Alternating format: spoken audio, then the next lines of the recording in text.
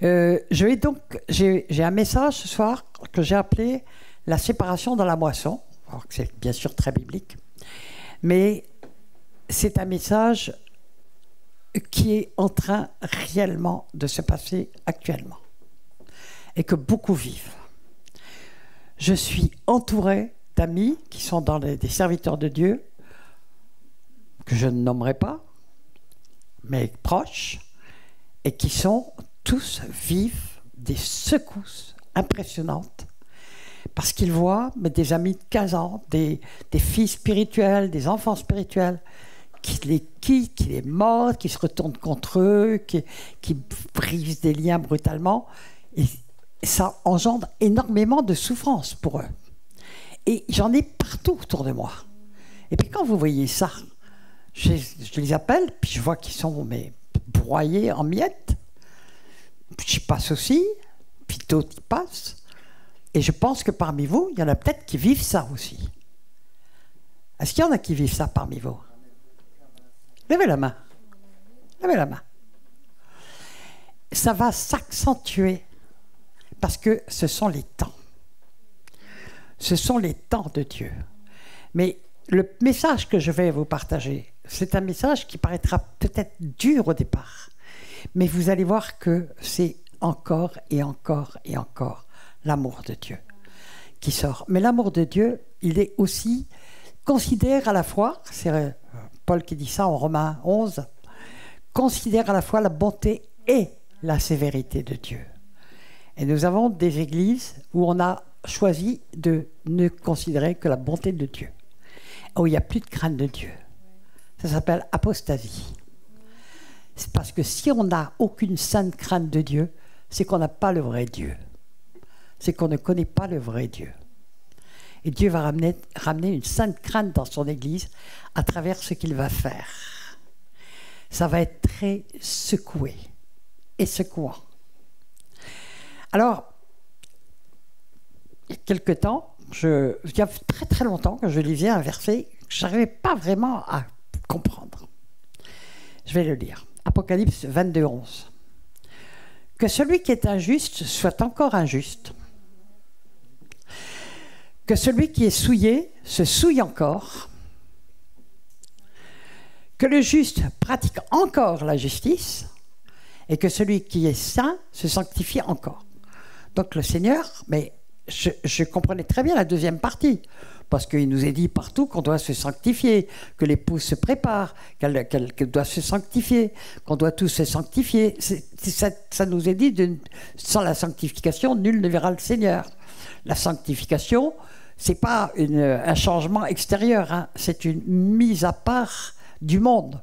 Se sépare vraiment du monde pour être avec le Seigneur, même si on est dans le monde, comme a dit Jésus. Ils sont dans le monde, mais ils ne sont pas du monde. C'est-à-dire qu'on ne doit pas avoir la mentalité du monde. C'est pas du tout la même chose. Mais on est des ambassadeurs de Christ dans le monde. Si on est des vrais enfants de Dieu. Puis on commence par être enfant, puis on devient fils, et puis on devient des pères. D'accord ? Et on n'arrête jamais, en fait. On n'arrête jamais, jamais, jamais, jamais dans notre marche avec le Seigneur d'être transformé, parce que le Seigneur, il a deux plans. Et la plupart des gens restent au premier plan. C'est le salut. Mais l'objectif de Dieu, c'est pas seulement le salut. Et c'est écrit en Ephésiens 4, entre autres. Nous rendre à la stature parfaite de Christ. Parce que Dieu veut rien de souillé n'entrera dans le royaume. C'est écrit. Rien. Les yeux de Dieu sont trop purs pour voir le mal. Il est dit des choses comme ça. Le salaire du péché, c'est la mort. Et puis, nous, on a eu un petit évangile bien sympathique. Mais Dieu comprendra, mais Dieu connaît ça, etc. Un évangile, je peux vous en parler parce que je l'ai vu arriver, cet évangile. Et il a flanqué l'apostasie partout. Mais le Seigneur, il est en train d'agir avec puissance parce qu'il va remettre son Église debout, d'aplomb. Et c'est lui qui bâtit son Église. Là, on a eu des églises d'hommes, bâties par des hommes, et pour le plaisir des hommes, pour les intérêts des hommes. Et quelquefois, ils ont très bien commencé, mais ils se font prendre dans le piège. Parce que les gens aiment ça. Comme dit de Timothée 4, car il viendra un temps où les hommes ne voudront plus entendre la saine doctrine, mais ils se donneront une foule de docteurs qui leur diront des choses qui sont agréables à entendre. Waouh! Apostasie. Apostasie. Et il est bien dit, les gens se donneront. C'est-à-dire qu'ils courent après les gens qui leur servent un petit évangile bien tranquille, qui ne dérange pas leur conscience, qui ne les abîme pas, mais qui leur donne un sentiment de bien-être. Aller au Club Med, ça fait le même effet. Ok. Alors, la deuxième partie, je la comprenais très bien, puisque ça nous est dit.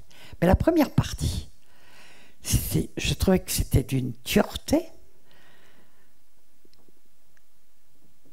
que celui qui est injuste soit encore plus injuste, que celui qui est souillé soit encore plus souillé.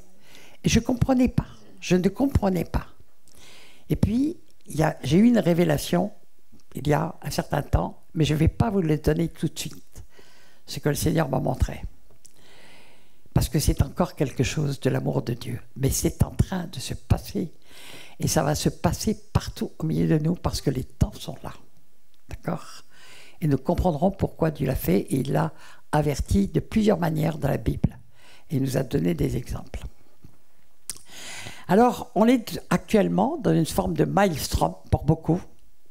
Il y en a beaucoup qui se sentent un peu dans un maelstrom là en ce moment, en ayant l'impression que toutes les choses vont à toute vitesse, que tout autour d'eux va dans tous les sens, qu'il n'y a plus rien qui tient debout, que les gens se retournent contre vous, on perd les amis, tout d'un coup dans notre église, il y a tout qui se divise, ce n'est que le début.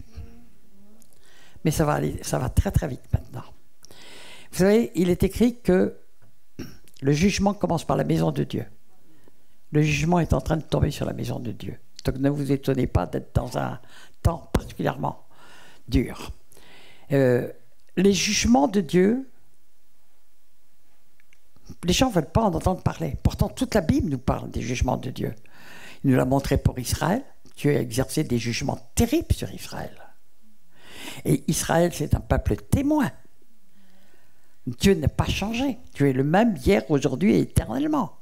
Ce qui s'est passé, ce qui a été sera, ce qui a déjà été, et Dieu ramène ce qui est passé. Donc, c'est dans Ecclésiaste 3,15. Donc,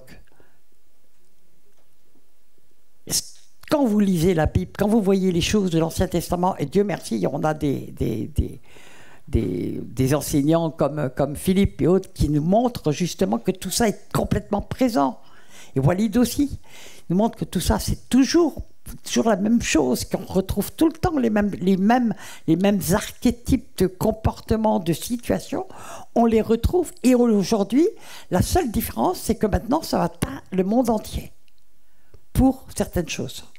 Et on sait ce que va devenir le monde dans les temps qui arrivent. Ça va être terrible. Mais ça a déjà commencé.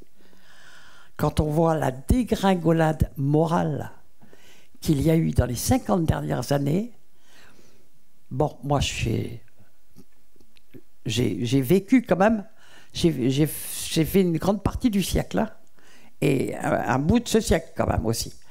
Donc j'ai vu le changement, il est impressionnant. Mais tout est inversé. Le mal est appelé bien, le bien est appelé mal, comme c'est écrit dans la Bible, comme c'était annoncé par Isaïe. C'est impressionnant. Moi, je pourrais vous raconter plein de choses qui, quand j'étais jeune, étaient considérées comme criminelles et passibles des tribunaux, et qui, aujourd'hui, si vous dites le contraire, par exemple l'avortement, si vous dites le contraire, aujourd'hui, c'est vous qui pouvez aller dans un tribunal. C'est impressionnant. Toute une inversion totale de toutes les valeurs. Bon, je ne vais pas trop en parler, mais il se trouve que j'ai fait mai 68, j'ai vécu ça. J'ai passé les 7 semaines que ça a duré. J'étais tout le temps, comme j'avais une carte de journaliste, que j'avais un nom très connu, que là, j'arrivais à être à la fois dans les comités secrets de la Sorbonne, au milieu des CRS, partout. En tout cas, j'ai vécu ça comme un grand changement magnifique. Et il a fallu que je me convertisse pour que le Seigneur me montre la cataclysme qui était arrivé et qui a renversé tous les fondements judéo-chrétiens, qui avait fait la grandeur de la France. Et maintenant, la France est en train de s'écrouler sous nos yeux. Car tout s'écroule. Tous les systèmes régaliens, ce qu'on appelle les systèmes régaliens, sont en train de s'écrouler. Et c'est volontaire. Je ne vais pas revenir là-dessus parce que j'en ai parlé. Mais, qu'est-ce qui est écrit? Jésus a dit, les hommes méchants avanceront toujours plus dans le mal. C'est la cruauté, la méchanceté, la violence atteignent des paroxysmes. Chaque année, on dit mais on est arrivé au maximum, et puis l'année suivante, c'est encore pire, et l'année suivante, encore pire, et l'année suivante. Ceux qui ont suivi ça depuis ne serait-ce que les 10 dernières années, c'est absolument affolant. Affolant. Affolant. On se demande, on se dit, mais ça va aller jusqu'où, Seigneur? Ça va aller jusqu'où? Mais en fait, ça ne va pas continuer très longtemps. Le jugement arrive. Il n'y a pas longtemps, c'est un prophète qui est un de mes amis, mais qui est extrêmement connu, mondialement même. Il m'a dit, Michel, en France, avant la fin de 2024, il y aura un écroulement absolu. Je ne sais pas si vous vous rendez compte, il reste 2 mois. Mais on le sent arriver, hein. On le sent arriver. D'accord? Mais dans l'Église, le jugement commence par la maison de Dieu. Donc le jugement arrive sur le monde. Les jugements vont arriver sur les nations. Mais ça veut dire que le jugement, il est déjà dans l'Église. Mais on ne s'en rend pas vraiment compte encore, mais il arrive. Il est là. Je vous parle gravement parce que nous verrons que nous avons des positions à prendre. Nous avons des positions à prendre. Et maintenant, il y a urgence. Je l'ai dit déjà hier, mais il y a urgence. On ne peut plus jouer. On ne peut plus jouer. On ne peut plus... C'est urgent. C'est urgent. D'accord? Alors, quand on voit certaines paroles de Jésus, on dit, mais il nous a parlé que d'amour, Jésus. Oui, mais de quel amour il nous a parlé? Vous savez, la parole de Dieu, elle est tranchante. Elle est tranchante. Hébreux 4, tranchante jusqu'à séparer âme et esprit, os et moelle. Elle, je ne sais plus quel est le terme, elle donne les pensées du cœur, etc. etc. Bon. Donc, la parole de Dieu apporte aussi des jugements. D'accord?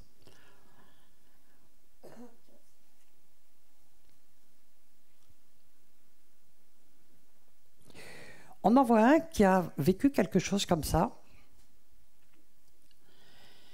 Et je vous assure que c'est totalement prophétique de ce qui va se passer dans l'Église. C'est l'histoire de Job.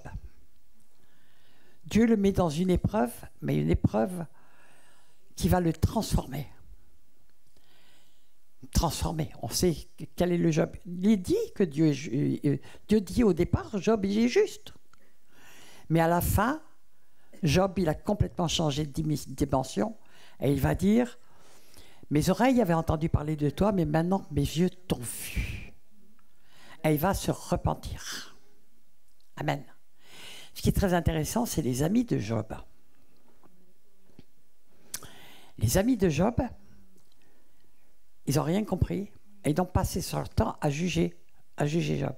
Et en fait, ils ont rajouté une couche énorme de méchanceté. Ils vont jusqu'à dire à un moment donné, mais tu n'as pas été puni comme tu le méritais. Sympa, hein, les amis? Eh bien, c'est exactement ce qui se passe actuellement dans l'Église. Tu es en train de te séparer. Depuis quelque temps, je reçois j'ai reçu en même temps, de plusieurs côtés, un message similaire que recevaient des amis prophètes ou d'autres personnes, des chrétiens qui m'envoyaient, et puis qui m'ont interpellé. On nous parle de la parabole des noces. Ah tiens, je viens de me souvenir du truc rigolo que je voulais vous dire.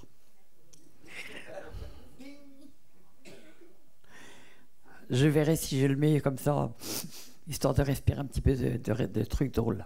La parabole des noces. L'épouse s'est préparée. Ok. Tous les chrétiens pensent qu'ils vont faire partie de l'épouse. Mais moi, je lis que dans la parabole des noces qu'a raconté Jésus, il y a les amis, il y a les invités. Les invités ne sont pas l'épouse. On parle des amis de l'époux. C'est pas l'épouse.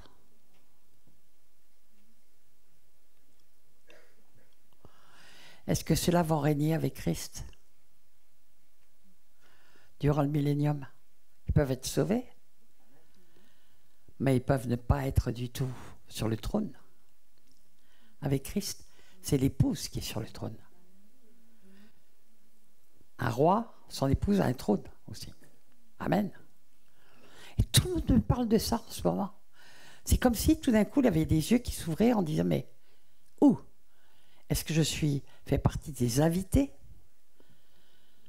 Je suis peut-être d'ailleurs tout à fait en bout de table. Est-ce que je fais partie des amis? Ou est-ce que je fais partie de l'épouse?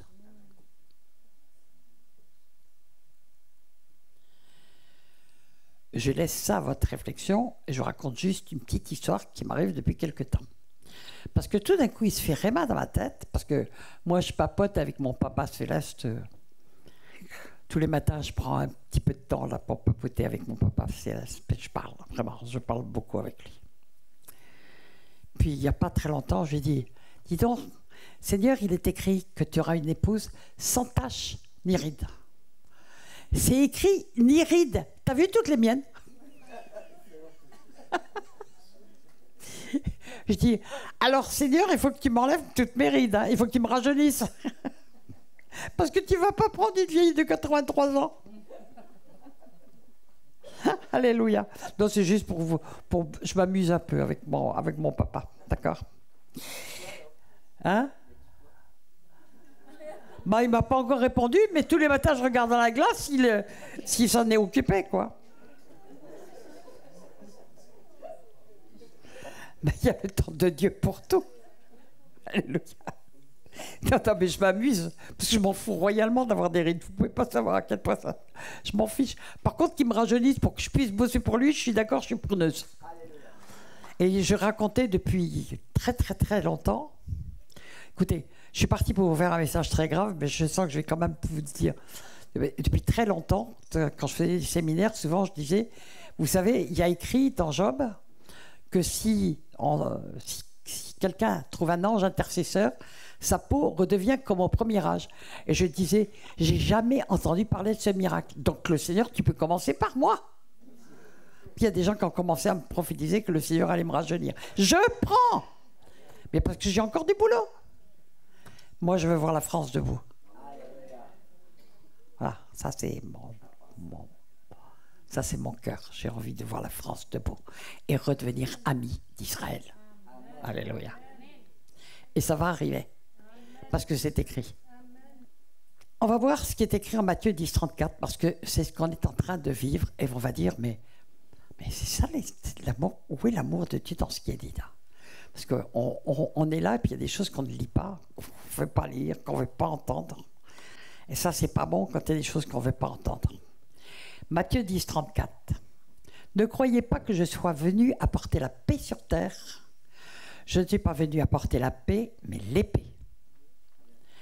Car je suis venu mettre la division entre l'homme et son père, entre la fille et sa mère, entre la belle-fille et sa belle-mère, et l'homme aura pour ennemi les gens de sa maison. Bien étrange parole. Le Seigneur en même temps dit, c'est à l'amour que vous aurez les uns pour les autres qu'on vous reconnaîtra. Et puis on est là tous en train de s'appeler « Ah, cher frère, je t'aime de l'amour du Seigneur, etc., etc., etc. » Est-ce que c'est vrai? Est-ce que c'est pas vrai? L'apôtre Jean dit « N'aimez pas seulement en parole, mais en acte et en vérité. » Vous savez, quand on est... bon, je l'ai vécu, hein, ça, donc je sais. Mais je dis qu'un serviteur de Dieu, la chose à laquelle il peut reconnaître très vite, c'est qu'il est obligé de changer son répertoire tous les ans. Avant, on avait des répertoires de papier, il fallait toujours changer. Mais quand on est tout le temps victime de calomnies, etc., etc., etc., c'est impressionnant. Ce qu'on voit, c'est qu'on voit les vrais amis. Et en réalité, on s'aperçoit qu'on a très peu de vrais amis, très peu de vrais frères et sœurs. Et on se dit, mais où est l'Église? Est-ce que c'est cette Église où on porte des gentils petits masques? Attendez, mais je vais être un peu dur, hein, là. Mais je vois les choses telles qu'elles sont. Est-ce que c'est cette Église qui va devenir l'épouse du Seigneur? Cette Église où il y a un amour factice, c'est comme des clubs, on se fait des bisous. Les francs-maçons aussi se serrent la main, ils se font des bisous.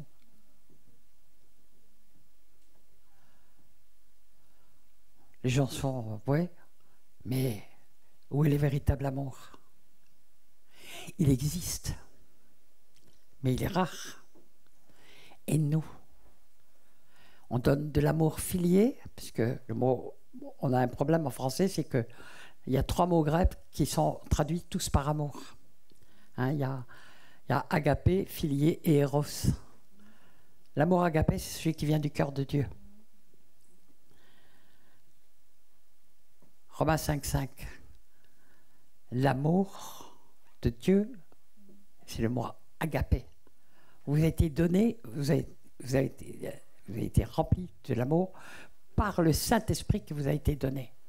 Donc celui qui nous amène l'amour de Dieu et qui peut nous donner de l'amour de Dieu pour les autres, du véritable amour, de celui qui peut amener la guérison, de celui qui peut amener la délivrance, de celui qui peut amener les transformations des vies, de celui qui est vraiment, qui fait qu'on est des piliers pour les autres, ça ne vient pas de notre chair. Ça ne vient pas de nos efforts. Plus on est rempli du Saint-Esprit, plus cet amour vient. Je vais vous raconter quelque chose qui m'est arrivé au tout début de mon ministère. J'étais vraiment, quand je suis arrivé, j'étais la rejetée des rejetés. J'avais connu que le rejet dans ma vie. Et puis j'étais suicidaire en plus quand je me suis converti. Et puis le Seigneur m'a rattrapé, puis il m'a renvoyé très très très vite. En 13 mois, j'étais dans le ministère plein temps. Et j'étais envoyé un peu partout dans le monde. Mais je n'étais pas guérie. J'étais encore une femme brisée, une femme cassée, meurtrie. Ça ne m'empêchait pas d'être en même temps remplie de joie, parce que j'avais rencontré le Seigneur d'une manière très, très forte, extraordinaire, qui m'avait transformé. C'était vraiment quelque chose d'extraordinaire, ma conversion. C'est la conversion de Saul. Bam, par terre, et puis tu rencontres Jésus, et puis tu es transformé, tu es une nouvelle créature, et tu pars tout de suite.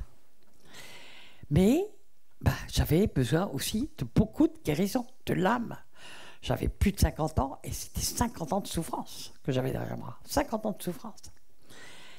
Et j'étais toujours en train de dire, Seigneur, mais comment fais-tu que j'aime les gens alors que j'ai jamais reçu d'amour? Et je n'avais jamais reçu d'amour véritable.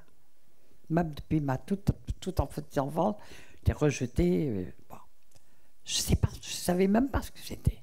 Et je cherchais, toute ma vie, j'avais cherché l'amour et je ne l'avais jamais trouvé. Et puis tout d'un coup, je rencontre celui qui est amour. Mais j'étais encore toute cassée. D'ailleurs,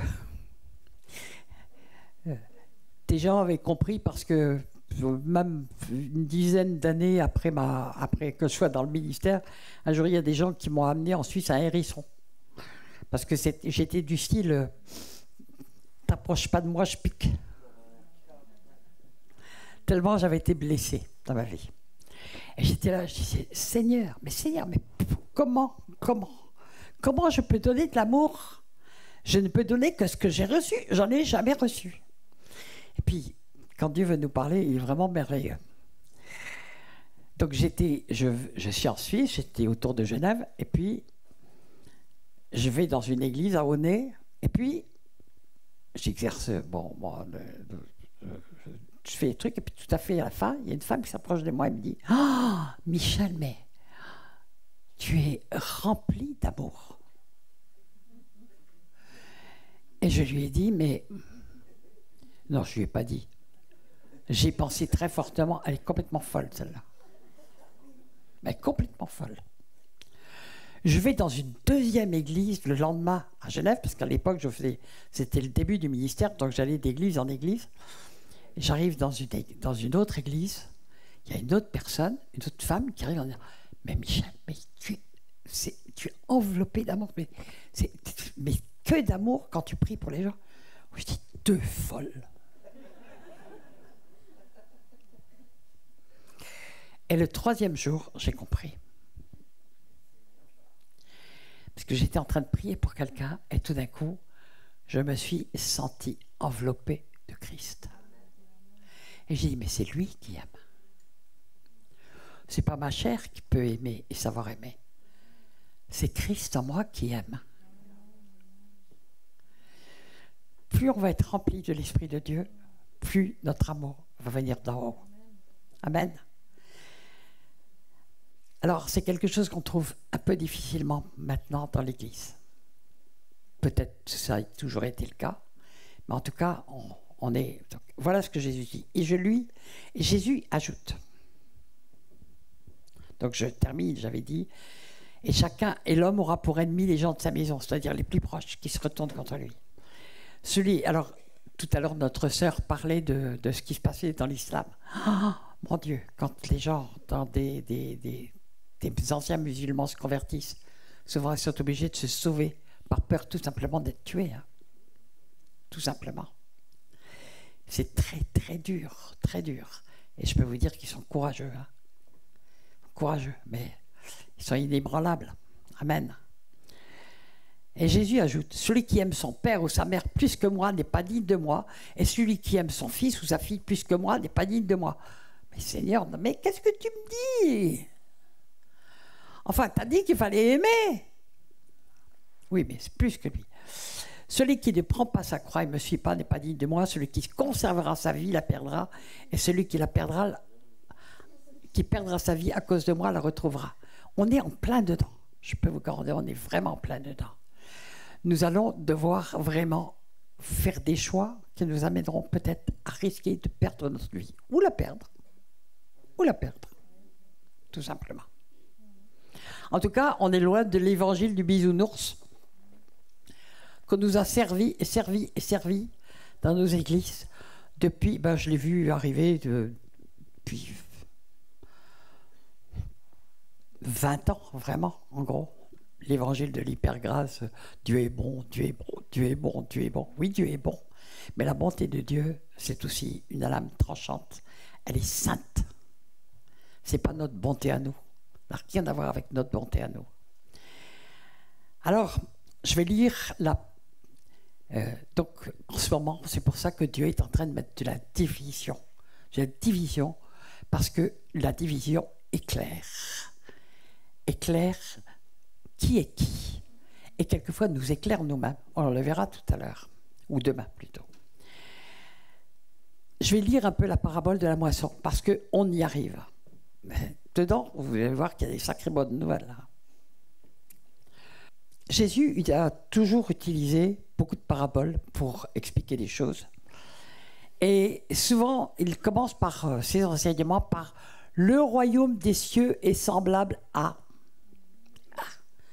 Et puis, il y a plein de paraboles qui suivent, donc qui sont très profondes et pas toujours très faciles à comprendre tout de suite. Mais là, on va lire celle du bon gré et de l'ivraie, parce qu'elle est très simple, celle-ci, à comprendre. Alors, on va lire Matthieu 13. Il leur proposa une autre parabole, donc il en a donné plusieurs avant.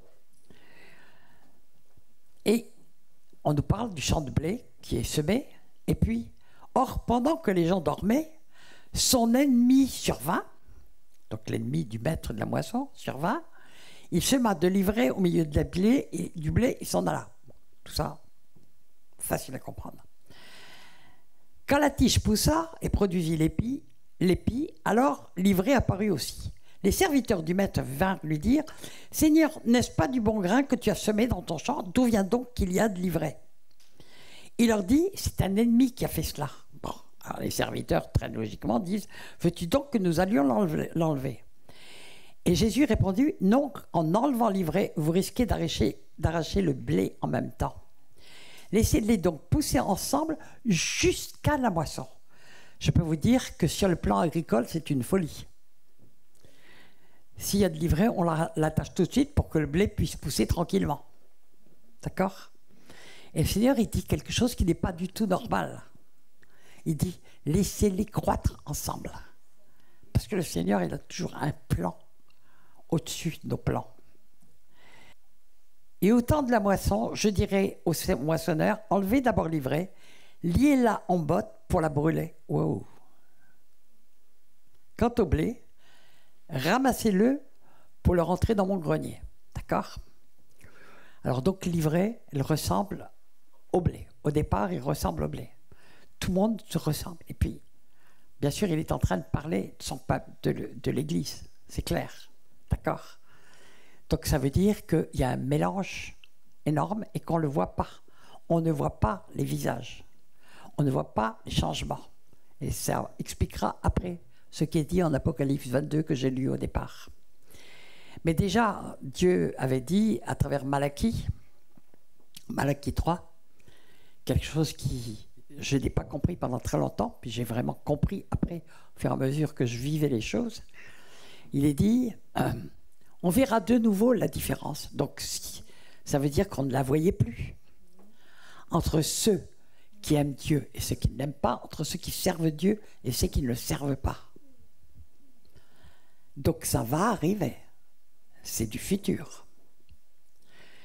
Et on ne voyait pas la différence. C'est comme le blé livré. Au départ, on ne voit pas la différence.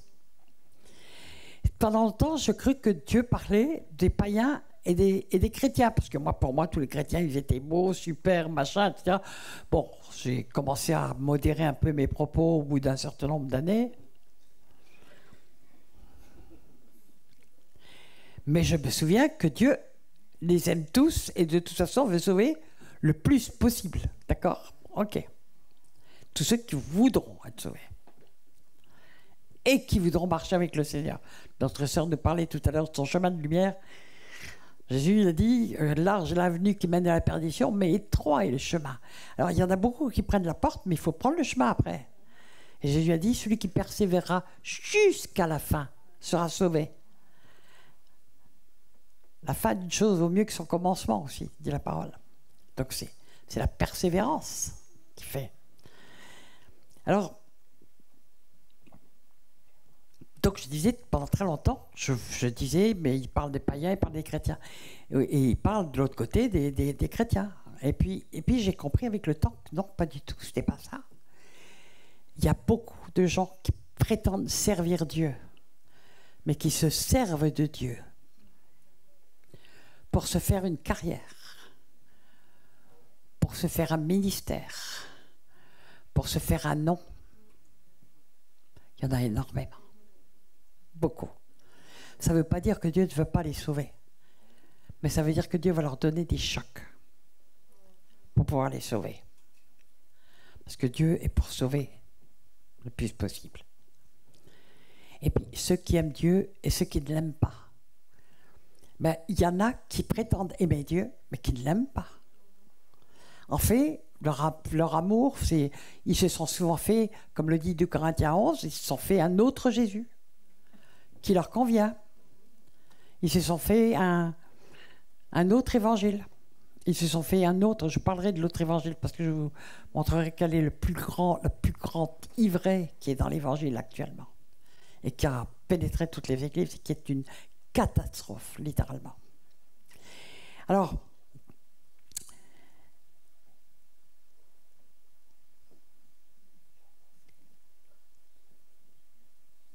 qu'est-ce qui fait la différence? Déjà, il y a eu de très très mauvais enseignements qui ont été diffusés dans les églises. Beaucoup, beaucoup, beaucoup de faux enseignements. Et ça continue. Parce qu'on ne veut surtout pas perdre des membres. Vous savez, à partir du moment où on se met sur le dos des charges pas possibles, où l'église, ce sont des murs, avec un pasteur à la tête qui est salarié, vous me trouvez ça dans la parole, vous n'allez pas le trouver. J'ai rien contre les murs. J'ai rien contre le fait qu'on donne un salaire à un pasteur. Mais si l'église, ça devient les murs,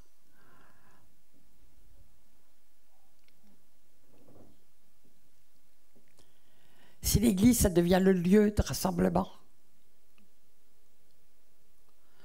au lieu d'être l'ensemble des pierres vivantes qui composent une assemblée, mais l'assemblée, quand on nous parle dans l'Apocalypse, on nous parle de l'église d'une ville entière à l'époque. Bon, c'était tous les chrétiens d'une ville. C'était pas l'église du pasteur un tel ou l'église du pasteur un tel. J'ai rien contre les pasteurs, mais on leur a donné une mission et un rôle qu'ils n'ont pas. Et ils sont pris eux-mêmes dans un piège terrible. Parce que ils ont tellement de charges sur le dos qui leur tombent dessus, qui sont tout le temps, ils ont une peur panique de perdre des membres. Donc, si on ne veut pas perdre des membres, eh bien, on sert un gentil petit évangile qui dérange personne, dimanche après dimanche. Des prédications de feu type Jean-Baptiste, race de vipère, qui vous a appris à fuir la colère à venir. Vous entendez quelqu'un qui rentre comme ça dans une église et qui dit ça, il est sorti manu militari en moins de temps qu'il n'en faut pour le dire. Et Jésus, race de vipères, hypocrite. Ça, c'était aux pharisiens. Les pharisiens, c'était quand même l'élite d'Israël. Hein. Et puis, ses propres apôtres, ceux qui avaient tout lâché pour le suivre. Race incrédule et perverse. Jusqu'à quand serai-je avec vous? Jusqu'à quand vous supporterez? Non, mais vous vous rendez compte un peu des paroles? Vous ne pouvez plus entendre ça de nulle part maintenant. Pourtant, c'est ce qui a amené les gens à la repentance. Jean-Baptiste, quand il disait « race de vipères, qui vous a appris à fuir la colère à venir ?» La parole nous dit qu'il était en train de préparer le chemin du Seigneur. Il fallait que les gens aient le seul vraie conversion. C'est commence par une conviction de péché. Parce qu'on voit vraiment la lumière. Et dans la lumière, on se voit tel qu'on est. Moi, Dieu m'a fait cette grâce. Et j'appelle ça une grâce. Une grâce extraordinaire. Je me suis vu tel que j'étais. Je me suis vu dans mon état de perdition. Et en même temps, j'ai compris l'œuvre de la croix. Et ma conversion a été radicale. Il est probable que plusieurs d'entre vous ont vécu ce type de conversion. Mais beaucoup n'ont pas vécu ce type de conversion. On leur a dit, viens Jésus, il t'aime. Ah ben oui. Viens Jésus, tu auras du chocolat. Non mais j'exagère à peine. Viens Jésus, tu auras une belle vie, tu vas voir, tu vas trouver la paix, tu auras plein d'amis, puis tu vas voir, tu vas te sortir de ta faillite, tu auras un beau travail, tu auras une... Mais vous avez vu cette évangélisation, vous, dans l'église? Vous savez ce que le Seigneur a promis à ses disciples? La mort. Ben oui, ben oui. Mort à toi-même, mort à ce monde. Et il a dit, s'ils ont persécuté le maître de la maison, ils vous en feront autant. Ils vous persécuteront. Ils vous tueront. Hein. Vous savez, il y a quelques jours, j'ai regardé une vidéo que j'ai mise sur mon blog, mais qui va sortir bientôt. C'est l'église souterraine d'Iran. Peut-être que certains l'ont vu. Quand vous voyez, pour pouvoir garder Jésus et marcher dans la foi, ils mettent vraiment leur vie sur l'autel. Mais vraiment leur vie. Et même, j'entendais les femmes qui disaient, nous savons que si nous sommes arrêtés, nous serons violés, ils nous tortureront, mais nous avons aussi donné notre corps au Seigneur, ça lui appartient. Waouh! Et je dis, bien punaise, Seigneur, on en est tellement loin, dans nos gentilles petites contrées. Mais le Seigneur va mettre le feu parce qu'il veut, justement, enfin, que le feu, mettre du feu, feu de son amour, mais aussi le feu de son jugement. Il y a les deux. Il faut accepter les deux. Amen. Alors, on va continuer sur Matthieu 13. Et Jésus dit, avant, ils ont endurci les oreilles, ils ont fermé leurs yeux, de peur qu'ils ne voient de leurs yeux, qu'ils entendent de leurs oreilles, qu'ils ne comprennent de leur cœur, qu'ils ne se convertissent. Convertir, c'est demi-tour complet. Et que je les guérisse. Mais heureux sont vos yeux parce qu'ils voient, et vos oreilles parce qu'elles entendent. Les lettres aux 7 églises se terminent par que celui qui a des oreilles écoute ce que l'Esprit dit aux églises. Aux églises. Donc, le Seigneur montre qu'il y a très peu qui veulent entendre la vérité. Le monde ne veut pas de la vérité, mais est-ce que nos églises veulent de la vérité? Est-ce que nous voulons de la vérité?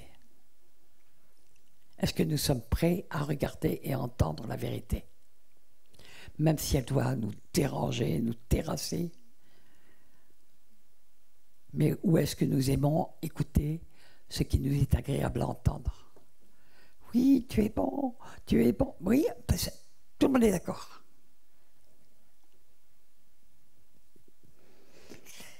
Mais je crois qu'il va falloir comprendre que Dieu est aussi 3 fois saint. 3 fois saint. Et que l'exigence de Dieu, nous on a mis la barre très bas. Mais la barre de Dieu, elle est au niveau de Christ. Notre seul modèle, c'est Christ. Alléluia. Pourquoi est-ce qu'ils ne veulent pas? Ils sont devenus des propres justes. J'en ai parlé dernièrement dans un live avec Julie. Propres justes, c'est des gens qui ne se comparent pas à Jésus, mais qui se comparent au prochain. Oui, moi je suis bien. Vous savez, dans Matthieu 18. Waouh, heureusement que je ne suis pas comme ces gens-là qui font ceci, comme cela. Waouh. Puis moi, quand même, je vais à l'église tous les dimanches, j'ai des groupes de prière à la maison, je fais ceci, je fais cela, je donne ma dîme, je donne même des offrandes, je fais ceci, je fais cela. Propre juste. Parce que tu n'as qu'un critère de comparaison, c'est Christ. C'est pas toi-même. C'est parce que tu penses être le bien. Parce que être bon selon Dieu, Jésus a donné une réponse très claire. Il n'y a de bon que Dieu.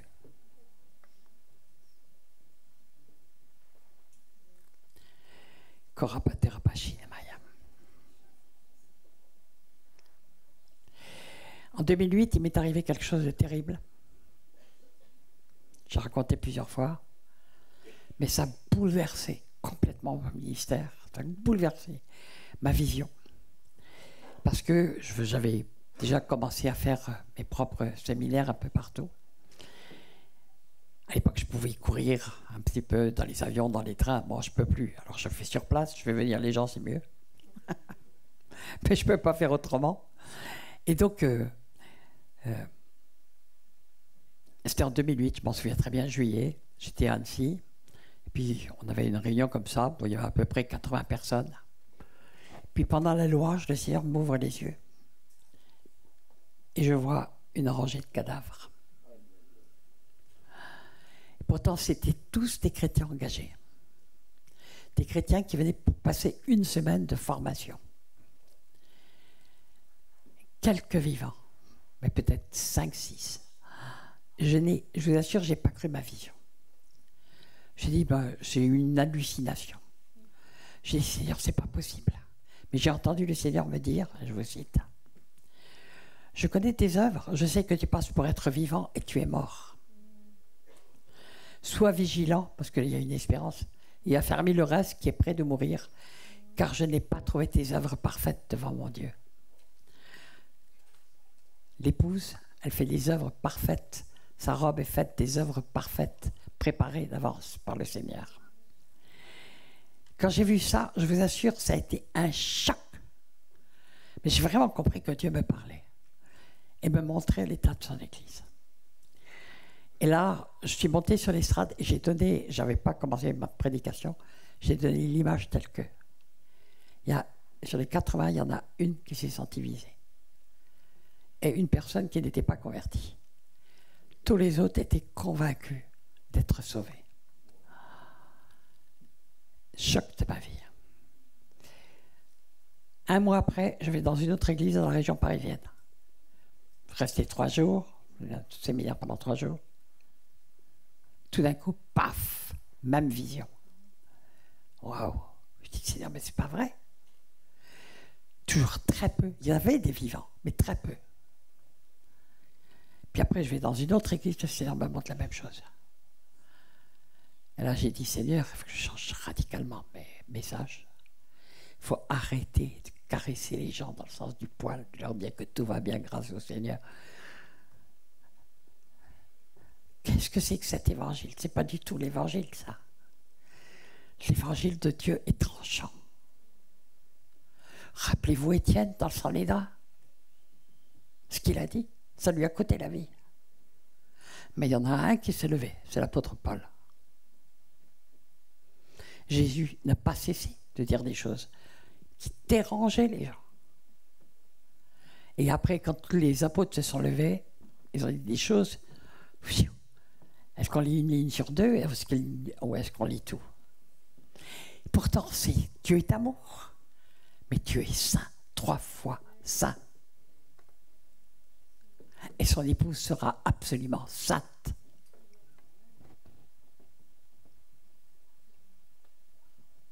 Vous savez qu'il y a des places dans le ciel, comme il y a des places en enfer. Jésus a dit, parce qu'on ne se rend pas compte, souvent on est comme ça, ah ben c'est l'enfer, c'est le ciel. Oui, mais il y a des places plus ou moins chaudes en enfer, puis il y a des places plus ou moins sympas dans le ciel. Elles sont toutes sympas, mais il y a des différences, parce que dans le ciel, il y a ceux qui sont sur le trône, il y a ceux qui sont sous le trône, il y a ceux qui sont sur la mer de glace, il y a ceux qui sont dans les banlieues, parce que ça va être grand.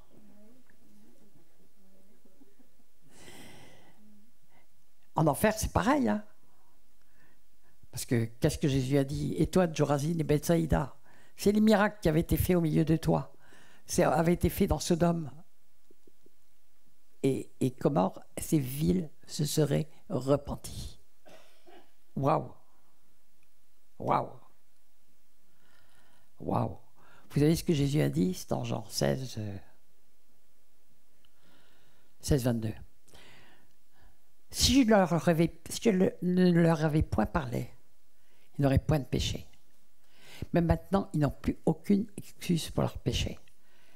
Donc, plus on connaît la parole de Dieu, plus le Seigneur sera rigoureux avec nous. Je vous ai dit que je n'allais pas vous faire un message qui vous caresse l'oreille. Mais vous savez pourquoi? Parce que je vous aime. Parce qu'il faut arrêter de jouer.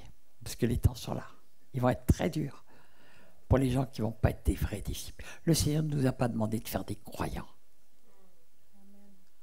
Il n'a pas demandé de faire des gens qui vont toutes les semaines à la messe ou au culte ou au truc.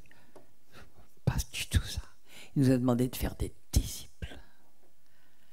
Quand on voit les exigences que le Seigneur exige, dit, nul ne peut être mon disciple si, nul ne peut être mon disciple si, nul ne peut être mon disciple si. Et on voit le niveau d'exigence. Eh bien, on n'a pas fait de disciples dans les églises. On a fait des croyants. Et le Seigneur veut lever des disciples. Et nous a demandé de lever des disciples. Plus que ça. Il a dit, je vous envoie. Faites des nations les disciples. Pendant très longtemps, je n'ai pas compris. J'ai cru qu'il fallait tout convertir tout le monde. Pas non. Les nations des disciples, c'est tout le... Moi, j'ai vu ça, par exemple, au Congo. J'ai vu le Congo en 20 ans changer d'une manière hallucinante, mais après un brisement terrible. Congo-Kinshasa, Congo-Brazza aussi. Mais tous les ministres, ils prêchaient l'évangile. Moi, j'ai prêché derrière des ministres à Kinshasa. Je rencontrais les femmes des présidents, elles étaient chrétiennes. Les présidents étaient chrétiens avec leur groupe de prière. Et toute la hiérarchie dans l'armée, On parlait de Dieu partout. Vous rentrez dans les magasins, on parle de Dieu partout. Et c'est là, aujourd'hui, ce qui se passe. Ça ne veut pas dire que tout le Congo est... C'est plein de sorciers aussi. Mais ce sont là, les gens voient vraiment le choix. Ils font le choix. C'est ou les ténèbres ou la lumière. Et quand c'est la tête qui est touchée, eh bien, c'est petit à petit tout le corps qui va commencer à être touché. Et ça redescend. Donc c'est même un ordre. Faites de toutes les nations des disciples et enseignez-leur ce que je vous ai prescrit. Est-ce que l'Église a fait cette œuvre?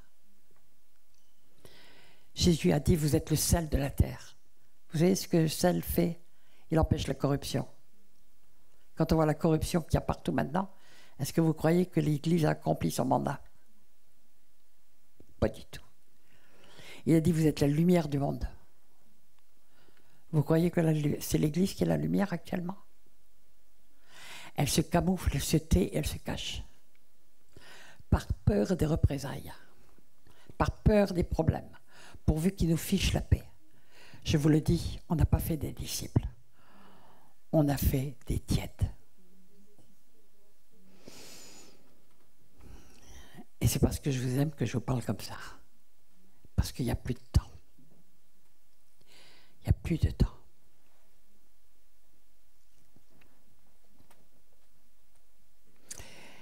Je vais dire encore, dans la parabole du sémeur, le verset 39 qui dit « L'ennemi qu'il a semé, c'est le diable. Le diable, c'est le diviseur. La moisson, c'est la fin du monde. » J'ai une bonne nouvelle. Il y a une grande moisson qui est en train de se préparer et que nous allons voir. Mais ça veut dire que c'est la fin du monde. La moisson, c'est la fin du monde. Il est dit que la gloire de la dernière maison sera plus grande que celle de la première. J'ai envie de voir ça. Je crois que je vais voir ça. Je crois que c'est très proche. Mais ça va passer par un temps terrible, un maelstrom qui va s'emparer de tout qu'on commence à voir arriver, où tout va s'écrouler, le chaos. Mais rappelez-vous ce qui a été dit à Jérémie. Et Dieu me l'a dit en direct plusieurs fois. J'étais appelé pour détruire, arracher, etc. 4 trucs comme ça, avant de pouvoir construire, rebâtir.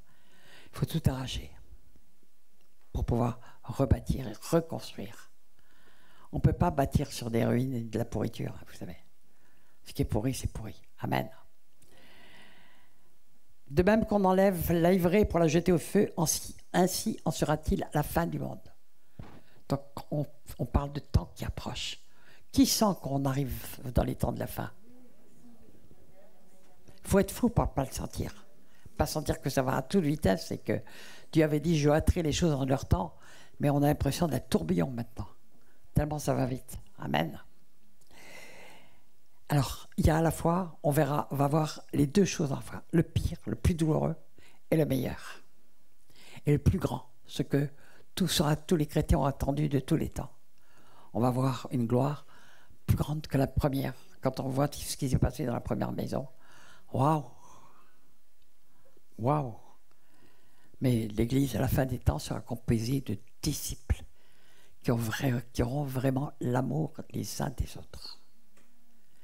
Et c'est à cela qu'on les reconnaîtra. Que le monde pourra dire, mais ils ont quelque chose qu'on n'a pas. Ils ont la vie qu'on n'a pas. Ils ont l'amour qu'on ne connaît pas. Parce que qui est l'on? C'est à l'amour que vous aurez les uns les autres que l'on vous reconnaîtra. Est-ce qu'aujourd'hui les gens disent « Ah ça, c'est vraiment des chrétiens ». Moi j'ai plutôt entendu beaucoup « C'est ça les chrétiens ». Ben, c'est un contre-témoignage, tout simplement. Qui a envie de faire partie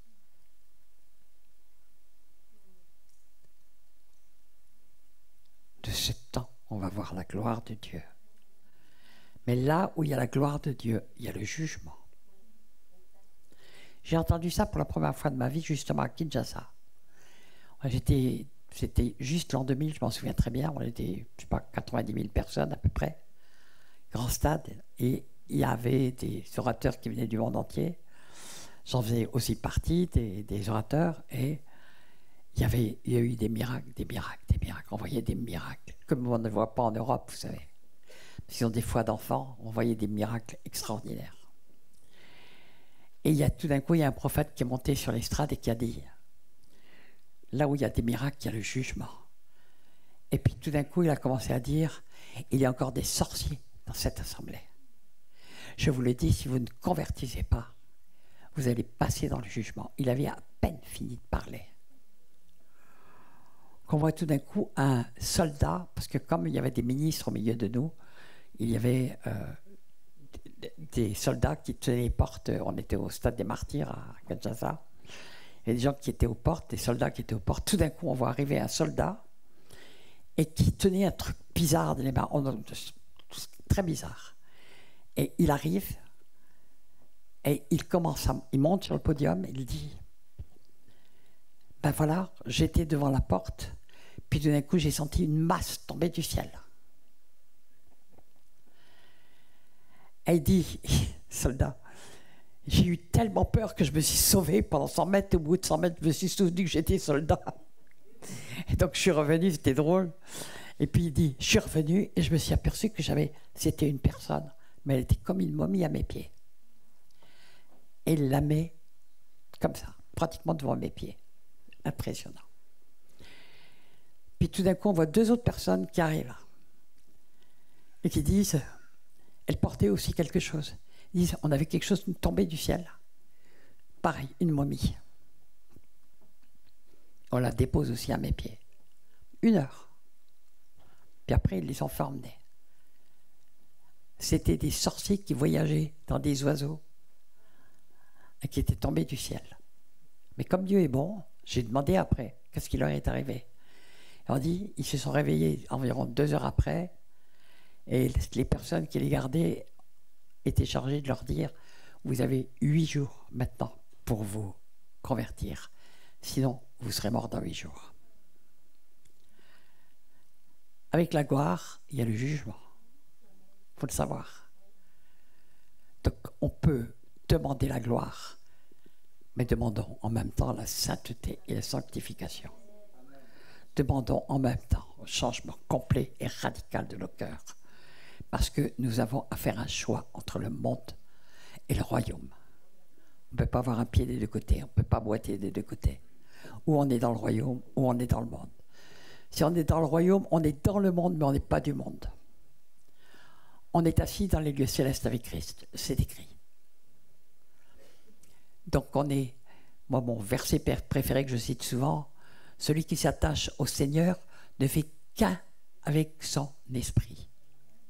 Alléluia. On ne fait qu'un avec son esprit. Si on aime vraiment le Seigneur, on ne fait qu'un avec son esprit. Amen. Alléluia. Karamashimaya. Alors, sachons entendre Dieu, parce que Jésus a dit, mes brebis entendent ma voix et elles me suivent. Combien de chrétiens entendent la voix du Seigneur? Combien la reconnaissent? Mes brebis reconnaissent ma voix. Comment on reconnaît une voix? Parce qu'on la connaît. Dieu parle tantôt d'une manière, tantôt d'une autre, mais quand il nous parle, on sait que c'est lui. Et on lui obéit, parce qu'on sait qu'il nous aime et que ce qu'il veut pour nous, c'est le meilleur.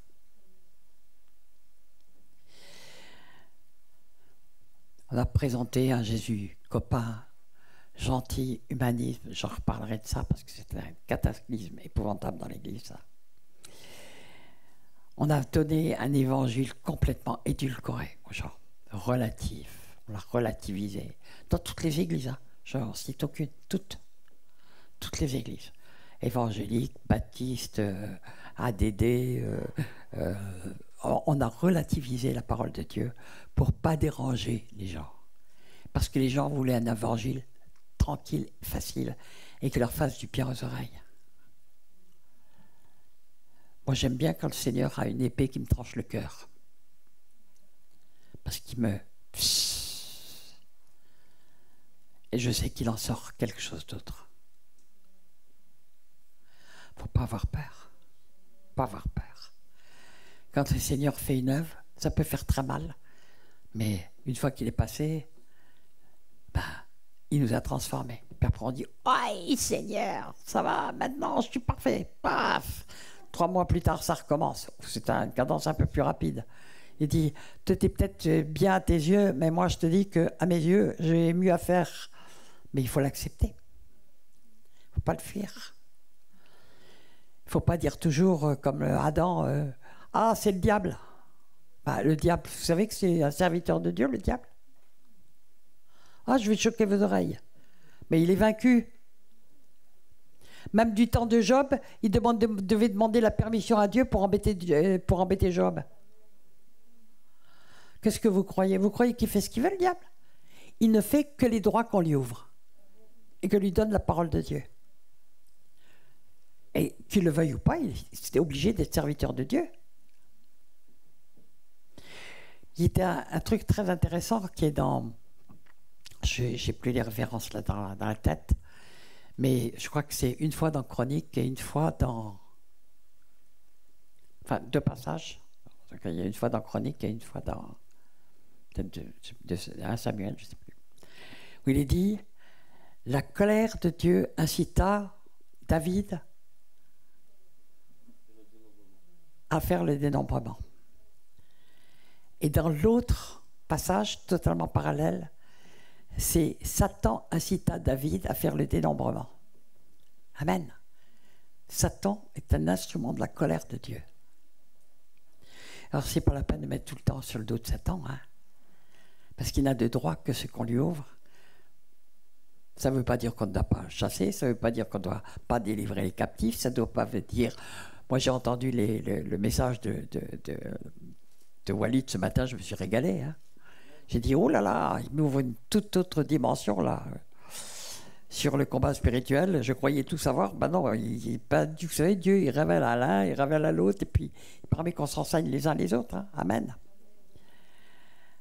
Alors, je rappelle 2 Corinthiens 11,4. On nous a commencé par nous parler de la séduction que Satan exerçait sur Ève, de la ruse de Satan.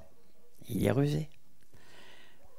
2 Corinthiens 11,4. Car si quelqu'un vient vous prêcher un autre Jésus que celui que nous avons prêché, je crois que c'est Walid qui l'a cité ce matin, ça. Comment? C'est Paul qui parle à ses disciples, à des disciples de Christ, et à ceux à qui il a porté la parole. Et il leur dit,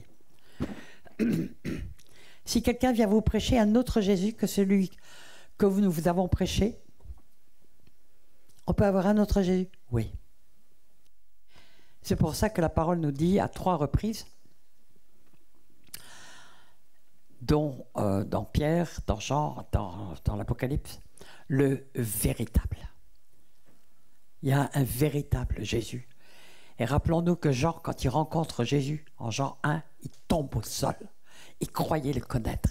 Et puis tout d'un coup, il est devant le véritable. Et il tombe au sol. Il ne peut pas tenir debout. Et il l'entend parler. Et il l'entend parler. Et puis, il va après développer les lettres de cette église et la présentation de Jésus. Il entend parler et il dit, je suis le premier et le dernier, le tout-puissant. Ah. On n'est plus dans le petit Jésus ou dans le Jésus copain. On est face au tout-puissant. Waouh. Il fait qu'un avec le Père. Vous savez, il n'y a qu'un trône dans le ciel. Alors il est dit quelquefois que Jésus est à la droite de Dieu, mais quelquefois qu'il est au milieu du trône. Comprenons les réalités spirituelles. Jésus, homme. On fait souvent un mélange entre Jésus, homme, et lui-même, il est dit, Paul a dit, il n'y a qu'un seul intermédiaire entre Dieu et les hommes, Jésus, homme. Il s'est fait homme. Il s'est dépouillé de sa stature divine.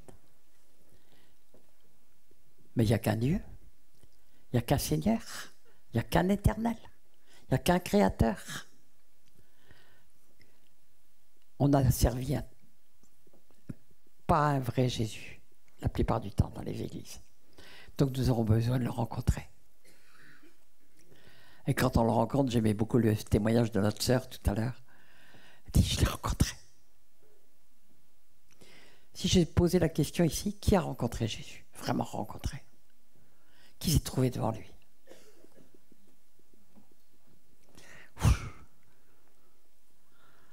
Mais il se laisse rencontrer. Il faut aspirer à la rencontrer.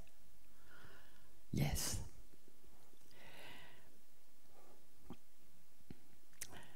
Je continue avec 2 Corinthiens 11:4. Ou si vous recevez un autre esprit que vous avez, celui que vous avez reçu. Ils ont reçu le Saint-Esprit. Dieu ne révoque pas ses dons. Ils parlent en langue. Ils ont reçu des dons spirituels. Et pourtant, ils reçoivent un autre esprit. Waouh!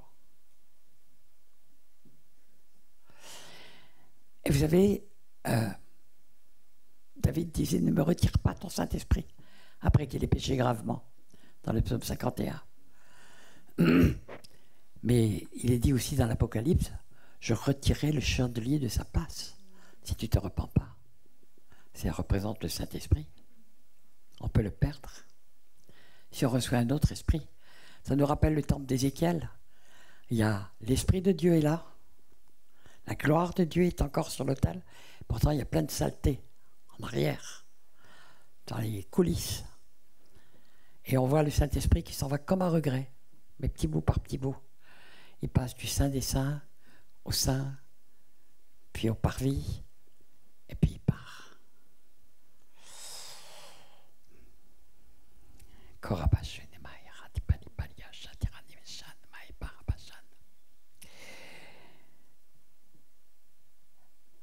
Et après, et si vous recevez un autre évangile que celui que vous avez embrassé, et Paul dit une chose terrible, vous le recevez fort bien. Ouais. Nos églises, je le vois, je le sens, le Seigneur me l'a montré à travers ses visions. On a servi souvent un autre Jésus. Beaucoup ont reçu le Saint-Esprit, mais on peut recevoir un autre esprit. Parce qu'on a embrassé un autre évangile.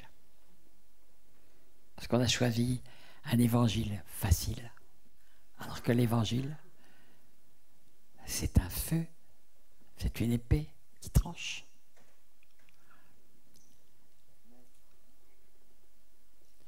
De chacun d'entre vous, un disciple.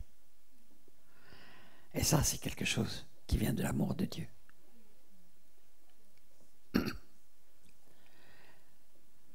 Romains 11 dit considérer à la fois la bonté et la sévérité de Dieu. Ça va ensemble. Et si on veut lire que la moitié de la Bible, parce que le reste nous dérange, quand on lit qu'une phrase sur 2, on a un autre évangile. Si on veut lire que ce qui fait agréable à entendre, mais en fait toute la Bible est mais absolument merveilleuse. Même quand Dieu est sévère, il nous montre combien il est pur, combien il veut des enfants qui le ressemblent, qui ressemblent à Christ. Je vais m'arrêter ce soir parce que ce que j'ai sur le cœur très fort, depuis ce matin, depuis plusieurs jours, c'est qu'il n'y a plus de temps et qu'il faut vraiment faire un choix.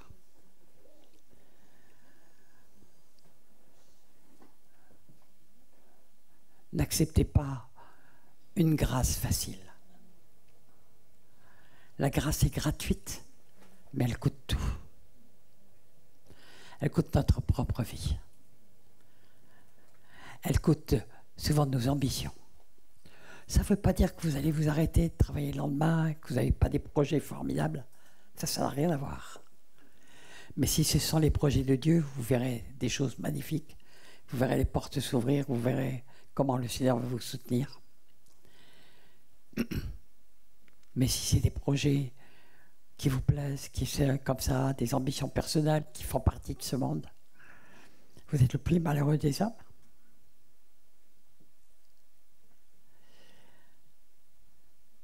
Je sais qu'il y a des disciples parmi vous. Il y a même des disciples de longue date. Il y a des disciples de tout fraîche date. En Luc 10, Jésus choisit 70 nouveaux disciples et il les envoya. À peine disciples envoyés. Bon, il a fait ça avec moi. Et Dieu sait qu'il y avait encore du bazar à faire. Et puis il n'a pas fini. Il n'a jamais fini en fait, le Seigneur.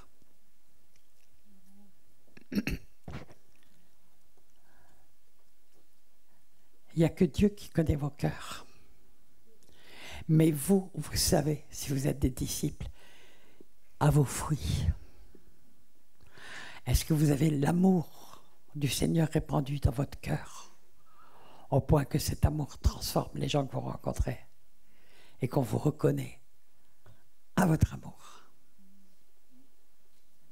Je ne parle pas d'amour factice parce que les païens reconnaissent tout de suite l'amour factice. Tout de suite.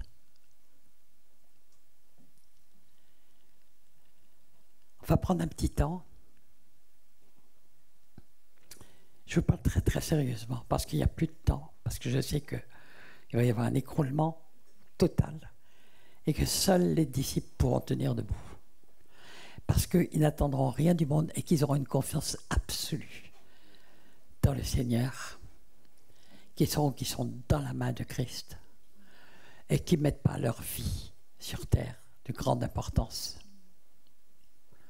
Ils n'ont pas aimé leur vie jusqu'au point de craindre la mort, c'est écrit en Apocalypse 12. Et Jésus l'a dit, celui qui craindra pour sa vie la perdra, mais celui qui la perdra à cause de moi la retrouvera. Amen. Ça aussi, si vous avez peur de la mort, vous avez peur, si vous avez tellement peur pour votre vie sur terre, vous pouvez dire oui, mais pour mes enfants, bien sûr, normal. Mais si le Seigneur vous amène, vous enlève, croyez-moi qu'il s'occupera de vos enfants.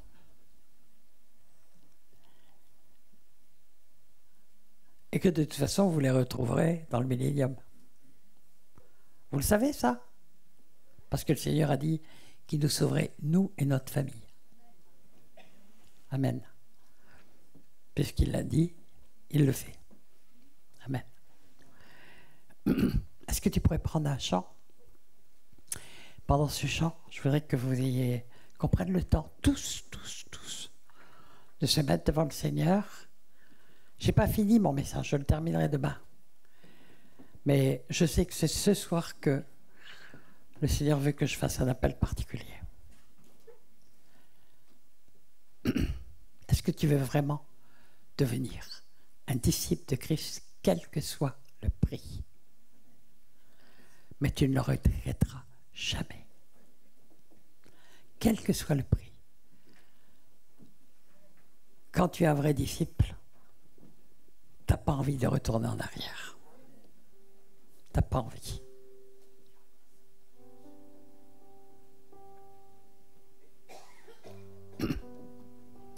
C'est pas une décision qu'on prend comme ça et après qu'on ne tient pas dans un engagement.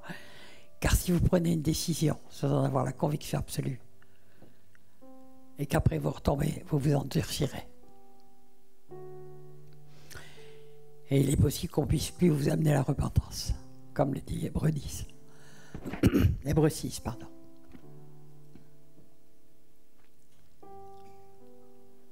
Donc je parle d'une décision très sérieuse. Je parle d'une décision de fin des temps.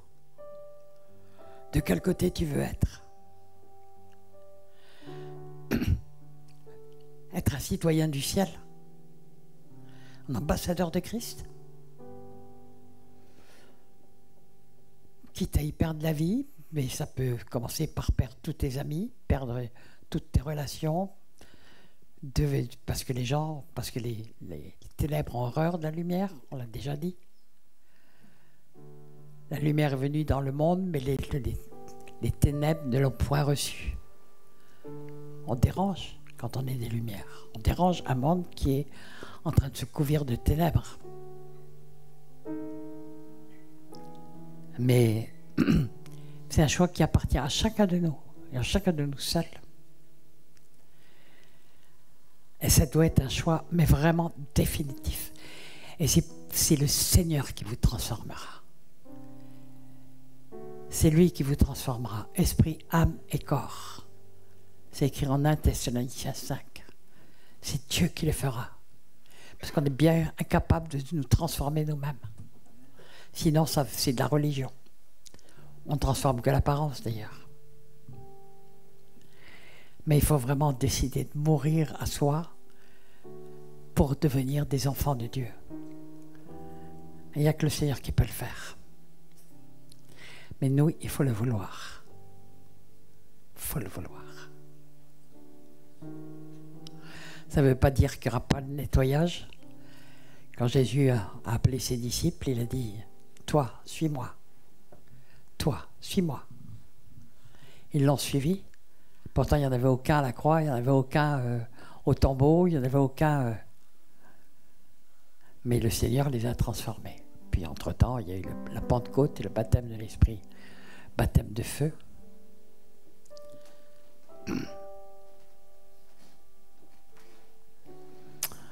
On va prendre un petit temps pour prier, parce que si vous le souhaitez, vraiment, je vous assure, je dis bien vraiment, je préfère que vous attendiez 10 jours et que ce soit chez vous que vous disiez « Seigneur, maintenant je prends ma décision ».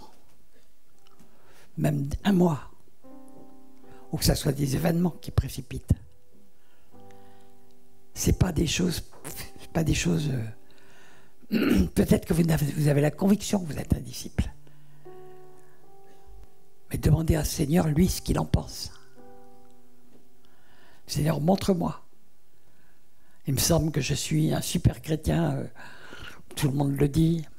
Oui, mais qu'est-ce que Dieu dit de toi?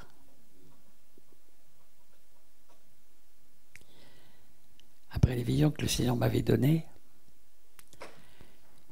quand je vois l'état de l'Église aujourd'hui, quand je vois qu'elle est ni le sel de la terre, ni la lumière du monde, ça veut dire que l'Église, pour le moment, a raté sa mission. Mais Dieu va permettre qu'une véritable Église se lève. Il y aura beaucoup de jeunes dedans. Et il y a déjà, dans beaucoup de pays, des réveils remarquables. Parce que l'enjeu, il est quand même magnifique. On aura l'occasion de parler aussi de l'enjeu. Mais de toute façon, l'enjeu, c'est incommensurable.